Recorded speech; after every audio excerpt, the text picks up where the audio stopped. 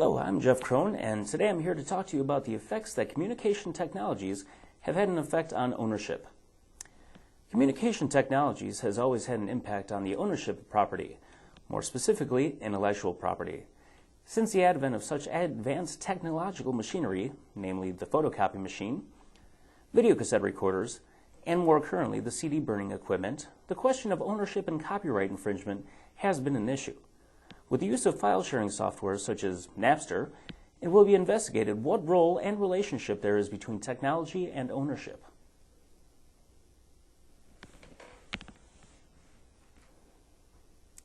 Copyright and ownership are not new ideas in this country. Dating back to the late 17th century, the notion of copyright came into being. The first federal copyright law was signed in 1790 by President George Washington. Law has been revised in 1831, 1879, 1909, 1976, and 1998.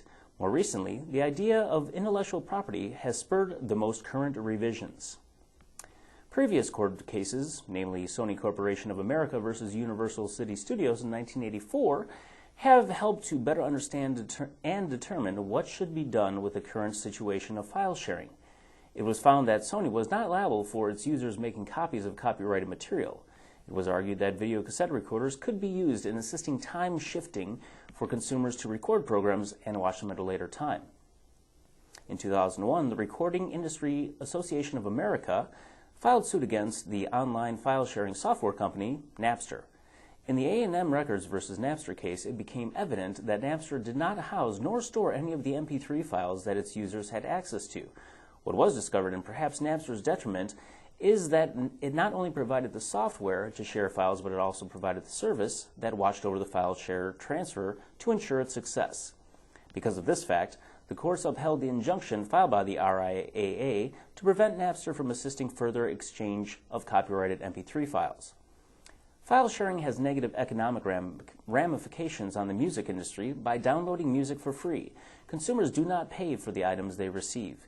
Even though the music industry is sometimes labeled as the monster by retaining most of the profits from record sales, writing off studio time, promotions, and touring, it is still evident that neither the record labels nor the artists creating the intellectual property are receiving payment for the product. More recently, in 2003, Apple came out with the iPod MP3 player and the iTunes Music Store in which gave consumers the right to own music. For a mere 99 cents, iTunes users could download their favorite music song by song as opposed to purchasing a full album at retail price.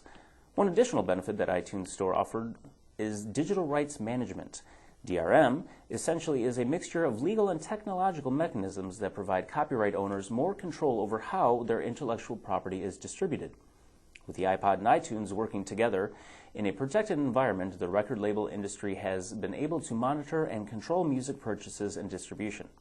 Since Apple controls 70% of the market share when it comes to digital music players, it is evident that DRM can and does work. Musical artists such as Metallica and Kid Rock have voiced their opinions on file sharing and downloading music for free. Let's have a listen and see what Kid Rock's feelings are. Hey kids, this is Kid Rock.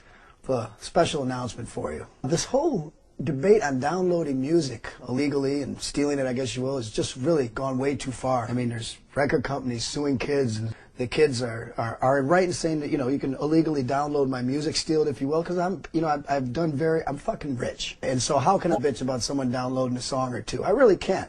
But what I'd like to encourage all of you to do at this point is, it's true, it's just a song. You take the song, you download it, big deal, right? Listen to this. Let's level the playing field. Steal everything. If you need a new MP3 player or a computer, do you know how much money Apple and Microsoft have? Go in there, get a new laptop, grab it and run. New iPod, steal it. Bill Gates and Steve Jobs, they're billionaires. They're not going to miss a couple iPods and a couple laptops. It's okay.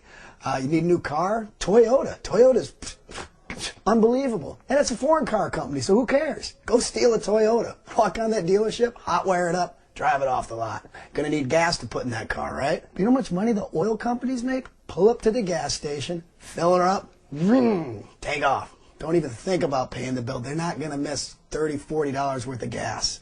New pair of jeans. You know how much money Tommy Hilfiger has? He's rich too. Go to your favorite department store, get yourself a new sweatshirt, some new slacks, some new shoes, just put them on and casually walk out. He's not going to miss it. He's got plenty of money. Don't worry about it. Once again, this is Kid Rock saying it's okay to illegally download music, and it's okay to steal anything else you need too. So go get them. And remember, stay in school and stay off the drug. That was very interesting, Kid Rock. Thank you very much. So, as you can see, the artists are speaking out in many ways, whether through legal actions or tongue-in-cheek humor. But it all points to the same issue. Copyright owners want money for their products. On the flip side, some artists are not concerned about the downloading of music having an impact on their income. In a conducted survey, it was found that 2/3 of the musicians felt no threat by downloading music. Additionally, 72% claimed that the internet has helped them to make more money from their music.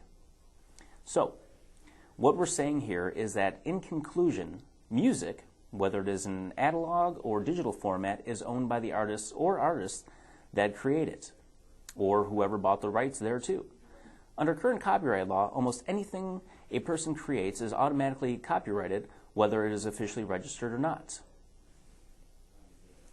So although music and other digital files are more and more easily accessible through the use of technology, the simple fact is, if you do not pay for or receive written permission from the owner of the copyright, you are in violation of copyright infringement. Once you produce something and put it out there for the world, you are legally the owner. So this is Jeff Crone signing off and saying good night and good luck. Hey, yeah, Jeff, that's Edward R. Murrow's saying, so you can't use that. Oh, okay, sorry, then, until next time.